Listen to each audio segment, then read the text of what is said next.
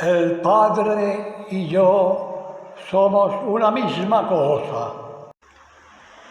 En verdad os digo, si uno guardare mi palabra, no verá la muerte eternamente. Dijéronle los judíos: ahora sí hemos conocido que tienes demonio. Abraham murió y también los profetas. Y tú dices: si uno guardare mi palabra, no gustará la muerte jamás. Juan 8, 51, 52. ¿Hasta cuándo me tendrá que repetir su promesa de inmortalidad el que es dueño de la muerte y de la vida?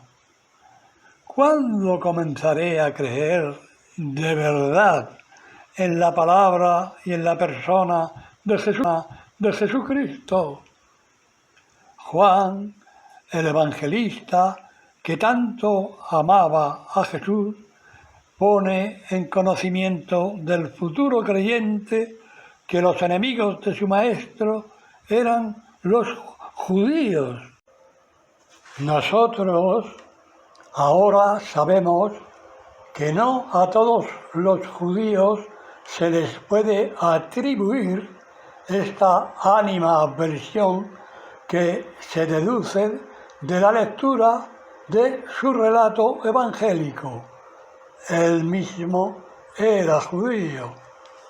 La roca, Pedro, donde se fundamentaría la Iglesia Católica, era judío.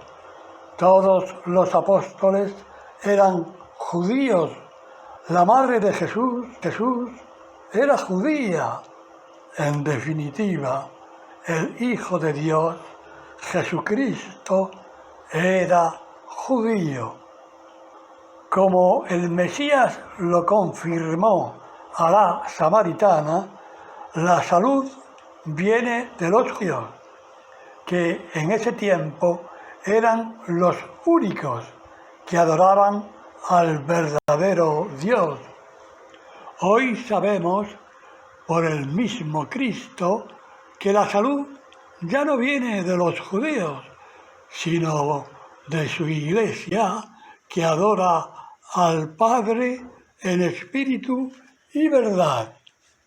Este Mesías, que ya hace unos 2000 años que vino al mundo, todavía no es reconocido por los judíos de hoy, un pueblo de dura cerviz, capaz de padecer lo que jamás podíamos imaginar y a su vez capaz de negar hasta que acaben los siglos al Dios que le escogió como pueblo suyo, pueblo escogido desde que le prometiera a Abraham ser padre de una descendencia incontable, desde que hablara a Moisés en la zarza día sin consumirse.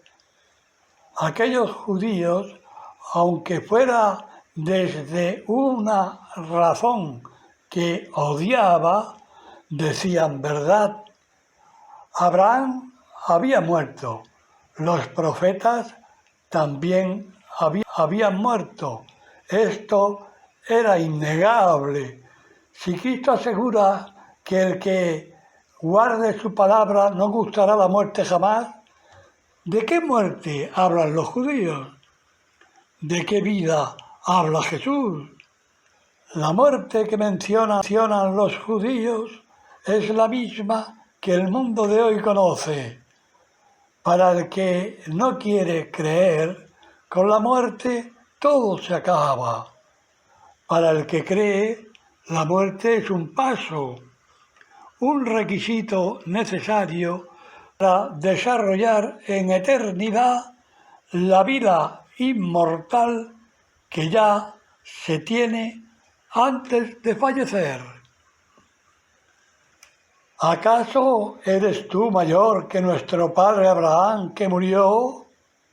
Y los profetas también murieron. ¿Quién presumes ser? Juan 8:53. Los judíos se reconocen hijos de Abraham, pero ya muerto. Es decir, no le es posible comprender que su padre en la fe esté vivo, ni mucho menos los profetas. Cuando Jesús está asegurando la inmortalidad de aquel que cree en él, lo tachan de endemoniado, porque además está dejando entrever que eso de morir no va con él.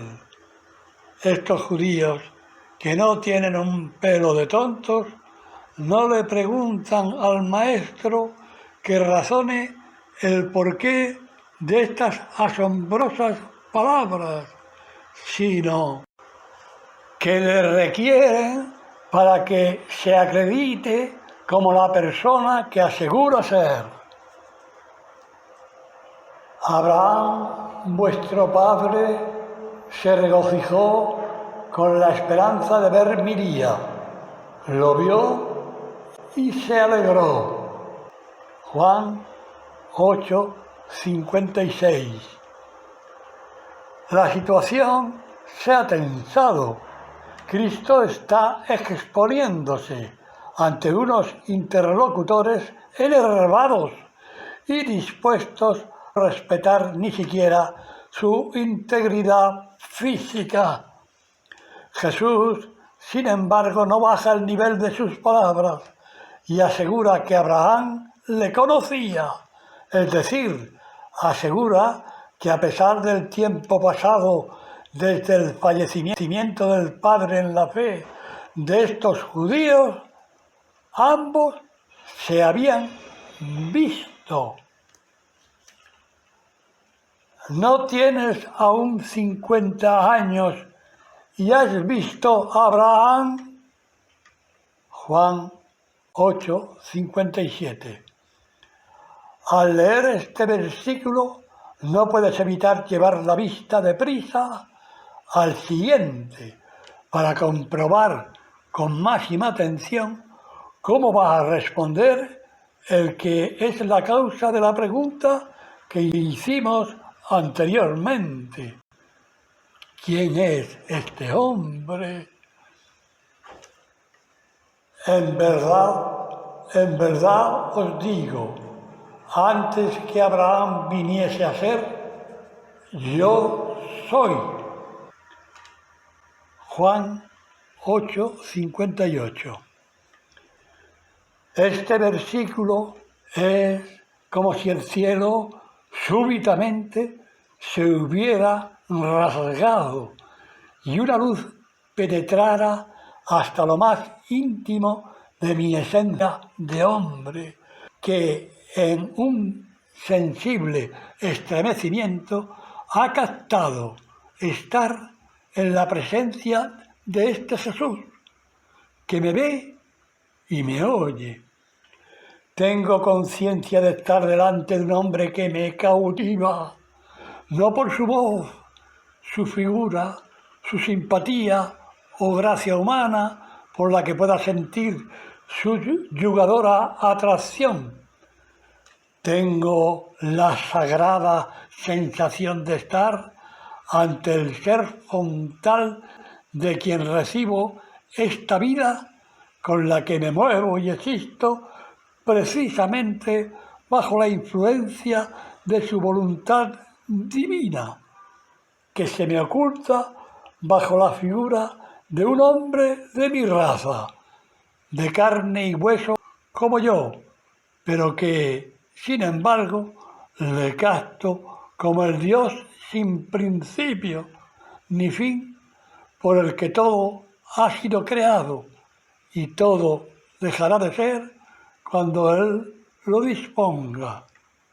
Soy consciente de que estoy escribiendo sobre la persona de mi Dios, en su presencia, aunque yo no lo vea, ni lo oiga, ni lo toque, y con esto quiero decir que mi fe se ha hecho sagrada con la que percibo en mi alma un inmarcesible deseo de postrarme en tierra y adorar en amor a este Cristo mío, Jesús de mi alma, con las mismas palabras de Tomás, Señor mío y Dios mío. El Padre y yo somos una misma cosa. Juan 10:30. ¿Ha leído bien este versículo? ¿Tiene constancia de que se le haya atribuido a algún otro hombre de la historia que hasta ahora conoce? ¿Le daría crédito a cualquier otro hombre que pronunciase esta frase? ¿Entiende lo que se quiere asegurar con semejante afirmación? ¿Sabe que este Padre es el Dios de los judíos, de los cristianos, de todo creyente monoteísta? ¿Sabe que este Padre es el Dios que le creó? Pues, según la categórica y contundente interpretación racional de la frase, el que la pronuncia, Jesucristo, y el Dios Padre al que hace mención son la misma cosa. Es decir, el hombre que vieron, que tocaron y oyeron los protagonistas del Evangelio que nos ocupa es el mismo Dios en el que nos movemos y existimos. ¿Lo cree? Si no hago las obras de mi Padre, no me creáis. Juan 10:37. Si lo cree, este versículo no se ha escrito para usted. Si no lo cree, me puede razonar qué son para su entendimiento los milagros que suspenden las leyes de la naturaleza. Los hechos portentosos que ha entendido con la lectura del Evangelio, que fueron realizados por Jesús a la vista de muchos, ¿qué le dicen? Si pudiera desandar el tiempo, vería con sus atónitos ojos las maravillas que se han descrito en el Evangelio. También sería testigo de la patética figura de este hombre clavado en un palo en forma de cruz. Vería la no menos patética figura de su madre. Es cierto, pero a poquito que espere, también sería testigo de lo que jamás se hizo hasta ese tiempo en el que se ha ubicado con la imaginación, de un asombroso milagro consumado por propia iniciativa del que a su vez se entregó a la muerte, la resurrección de Jesucristo. Mas si las hago, ya que a mí no me creáis, creed a las obras, para que sepáis y entendáis que mi Padre está en mí y yo en mi Padre. Juan 10:38. No necesita que le recuerde los hechos sobrenaturales que ha contemplado en el Evangelio. Fueron ejecutados en el tiempo y en el espacio que como tales entendemos los humanos. Además fueron de pública constatación de muchos. No se hicieron en privado. Recuerde lo que dicen aquellos que los contemplaron. Hoy hemos visto cosas increíbles. Lucas 5:26.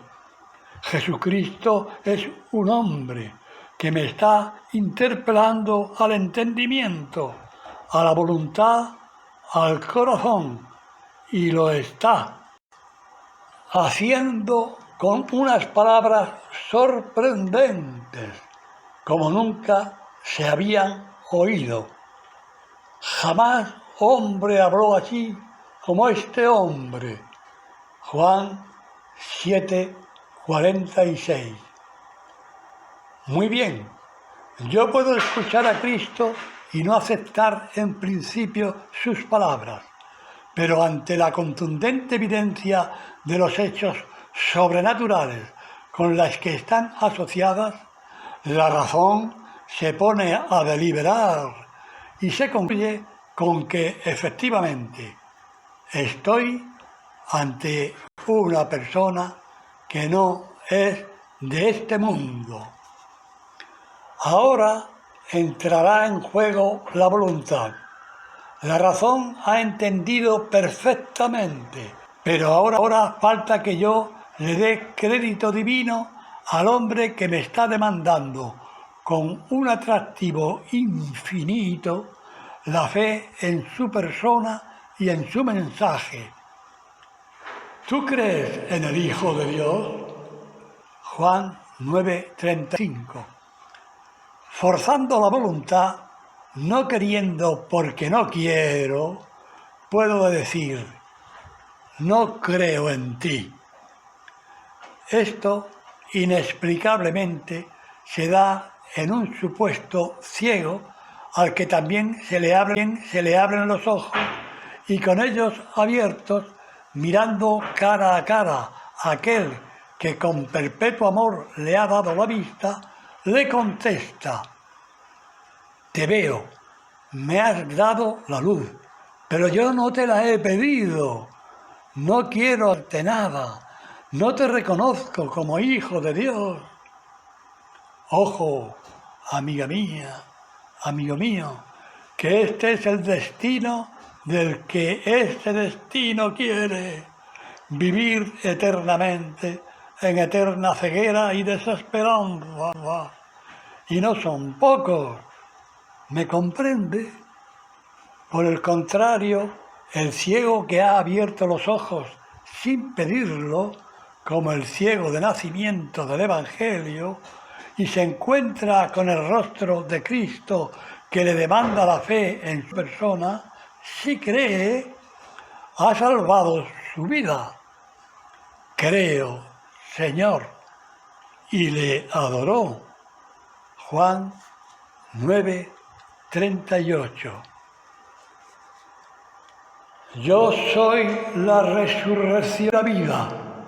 Quien cree en mí, aun cuando se muera, vivirá. Y todo el que vive y cree en mí, no morirá para siempre. ¿Crees esto? Juan 11:25-26. Así, de primeras y antes de ser testigo del portentoso milagro que se va a consumar de la resurrección de Lázaro, sin conocer a Jesucristo, la interpretación de estas palabras dichas por un hombre son más que comprometidas para la razón humana y están en la misma línea de descoloque mental que produjeron otras, también pronunciadas por el mismo hombre. El que come mi carne no conocerá la muerte. El que vive y no cree en el Verbo encarnado, cuando se muera, muerto queda para siempre. El que vive y cree en Jesucristo, cuando se muera, no morirá para siempre.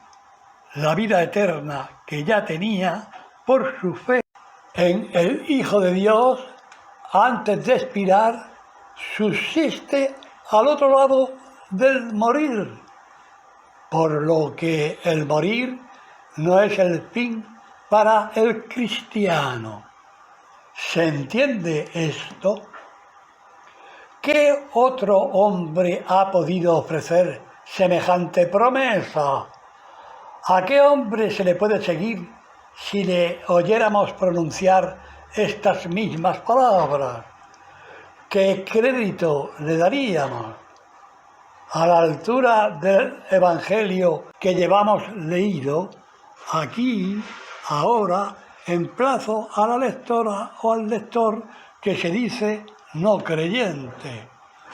Después de ser testigo, finalmente, de la resurrección de un cadáver corrompido, de la resurrección de Lázaro, le pregunto, ¿qué argumentos razonados me da para que siga siendo incrédula o incrédulo? Si no me contesta, quizá esto sea bueno, porque esté ya dudando sobre la incongruencia de su actitud ante la doctrina de Cristo. Si me contesta asegurándome que he despertado su fe, me habrá pagado con creces la fatiga de tantas horas, de tantos días consumidos para usted.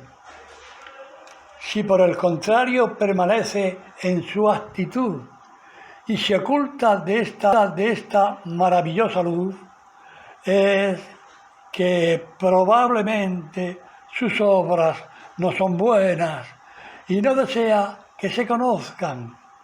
Es que posiblemente ya tiene escogido voluntariamente final, un desconocido destino que no concluye en los brazos de su Padre Dios, de este Padre Dios del que Jesucristo asegura y certifica con sus obras ser su Hijo y además ser una sola cosa en Él y con Él. ¿Me ha comprendido?